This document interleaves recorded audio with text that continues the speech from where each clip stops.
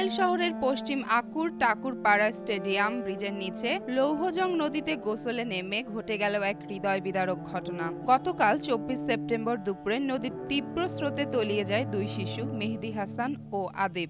এর মধ্যে বিকেল ৩:৩০টার দিকে স্থানীয়দের সহযোগিতায় ফায়ার সার্ভিসের ডুবুরি দল মেহেদীর মরদেহ উদ্ধার করে পরিবারের কাছে হস্তান্তর করে। তবে নিখোঁজ আদিবকে উদ্ধারের জন্য এখনও অভিযান চলছে। প্রত্যক্ষদর্শীরা জানান, প্রতিদিনের মতো সেদিনও ৩ শিশু নদীর আশপাশে মাছ ধরছিল। পরে তারা গোসলে নামে হঠাৎ প্রচণ্ড স্রোতে মেহেদী ও আদিব ভেসে যায়। মুহূর্তে আনন্দঘন সময় পরিণত হয় শোকাবহ ঘটনায়। স্থানীয়দের চেষ্টায় এবং ডুবুরি দলের দীর্ঘ প্রচেষ্টায় মেহেদীর মরদেহ উদ্ধার সম্ভব হলেও আদিবের খোঁজ এখনো মেলেনি। দুর্ঘটনার খবর ছড়িয়ে পড়লে এলাকায় নেমে আসে গভীর শোকের ছায়া। নিহত মেহেদীর পরিবার কান্নায় ভেঙে পড়েন। খবর পেয়ে বিএনপির প্রচার সম্পাদক জনাব সুলতান সালাউদ্দিন টুকু দ্রুত ঘটনাস্থলে উপস্থিত হয়ে শোকার্ত পরিবারের খোঁজ খবর নেয়। অকালে দুই শিশুর নদীতে তলিয়ে যাওয়া শুধু তাদের পরিবারকেই নয়, পুরো এলাকাকে স্তব্ধ করে দিয়েছে। স্থানীয়রা দ্রুত নদীতে নিরাপত্তা ব্যবস্থা নিশ্চিত করার দাবি জানিয়েছেন, যেন এ ধরনের মর্মান্তিক ঘটনা আর না ঘটে।